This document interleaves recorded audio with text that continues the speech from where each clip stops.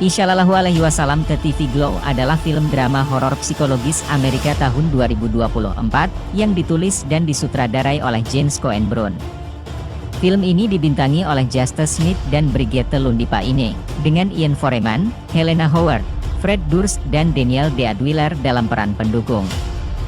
Film ini mengikuti dua teman muda bermasalah yang kenyataan mulai berubah ketika acara TV yang mereka ikuti dibatalkan. Emma Stone dan Dave McCary berperan sebagai produser di bawah bendera Fruit Tree mereka. Film ini ditayangkan perdana di Festival Film Sundance 2024 pada 18 Januari 2024. Film ini dirilis secara terbatas oleh A24 di Amerika Serikat pada 3 Mei 2024, dengan rilis nasional pada 17 Mei, dan mendapat ulasan positif dari para kritikus.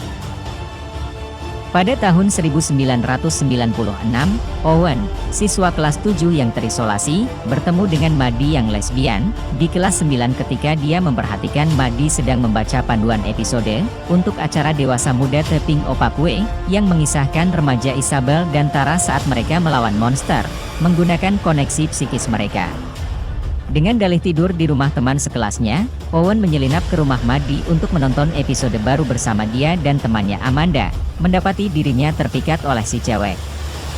2 tahun kemudian, ibu Owen, Brenda, sakit parah dan Maddie dikucilkan oleh sekolah setelah beredar rumor bahwa dia memegang payudara Amanda. Karena Owen tidak dapat menonton acara tersebut secara langsung karena ayahnya, Frank, mencemoohnya sebagai, untuk perempuan, Maddie merekam episode tersebut untuk dia tonton nanti. Owen datang ke rumahnya untuk menonton episode baru, di mana dia menggambar simbol yang menghubungkan Isabel dan Tara di belakang lehernya. Dia memutuskan untuk melarikan diri untuk menghindari ayah tirinya yang kejam dan meminta Owen untuk ikut dengannya, yang mana dia berkomitmen tetapi kemudian mundur. Brenda meninggal akhir tahun itu dan Maddie menghilang. Beberapa minggu kemudian Tapping Opakwe dibatalkan setelah 5 musim. Sekarang tahun 2006, Owen masih tinggal bersama Frank dan bekerja di bioskop lokal. Maddie muncul kembali suatu malam dan membawa Owen ke sebuah bar di luar kota yang juga merupakan lokasi di Tapping Opakwe. Dia bersikeras bahwa dia telah berkecimpung di dunia pertunjukan dan Owen ingat menonton rekaman akhir acaranya untuk pertama kalinya. Dalam episode tersebut, hati Isabel dan Tara diambil oleh tokoh antagonis utama acara tersebut, Tuan Melankolis, diberi makan jus Luna, beracunnya, dan dikubur hidup-hidup. Episode tersebut menyiratkan bahwa Owen adalah Isabel yang tidak sadarkan diri, menyebabkan dia panik dan membenturkan kepalanya ke layar. Frank menariknya keluar dan memaksanya untuk mandi saat dia berteriak bahwa dia tidak menjalani kehidupan aslinya dan memuntahkan jus Luna. Sekarang tahun 2006, Owen masih tinggal bersama Frank dan bekerja di bioskop lokal. Maddie muncul kembali suatu malam dan membawa Owen ke sebuah bar di luar kota yang juga merupakan lokasi di Tapping Opakwe. Dia bersikeras bahwa dia telah berkecimpung di dunia pertunjukan dan Owen ingat menonton rekaman akhir acaranya untuk pertama kalinya.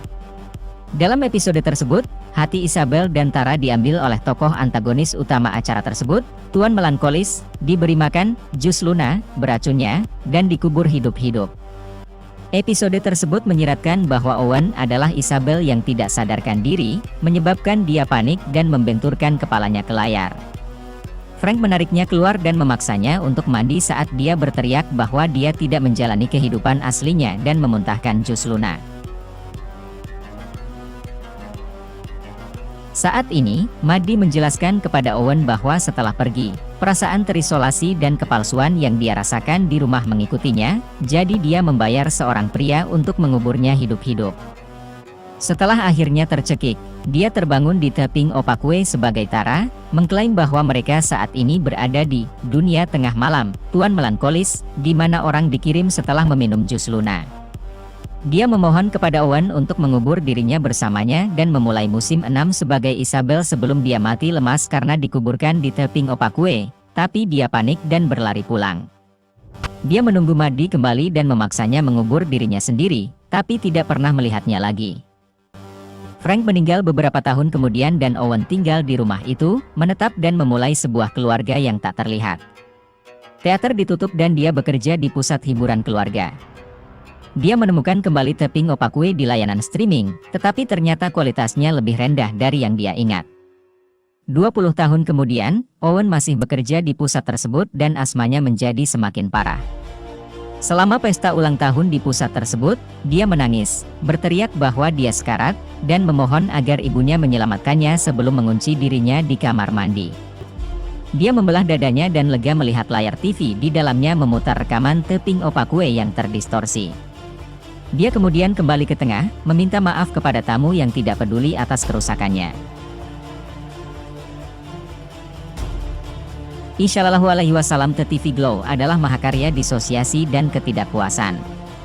Menggambarkan bagaimana anak-anak yang mengalami trauma dapat terjebak dalam waktu, dapat mengalami masa remaja sebagai mimpi demam, dan berusaha untuk mengaitkan diri mereka pada alur cerita yang luas, mencari tempat di mana mereka dapat menjadi penting dan kuat. Menjelang akhir, seorang lelaki tua menyeret pembuka kotak dari lehernya ke pusarnya dan membukanya. Di dalamnya ada cahaya malam ungu ketika dia masih muda dan membuat keputusan yang mustahil dibuat dengan benar, dan bertemu seseorang yang tidak pernah berhenti dia pikirkan karena dia menghabiskan malam terakhir hidupnya bersama mereka, untuk sementara waktu saat warna ungu berubah menjadi biru. Ketika dia menjadi anak canggung tanpa banyak teman, dia dipanggil Owen yang pendiam, yang kehilangan satu-satunya teman yang dia miliki di sekolah, dan memiliki waktu tidur jam 8, yang berarti dia tidak diperbolehkan menonton acara baru yang dia lihat. Dia melihat Maddie yang lebih tua duduk sendirian, membaca panduan episode untuk Tapping Opakue, dan dia yang paling cantik, paling menarik, orang paling misterius yang pernah dilihatnya.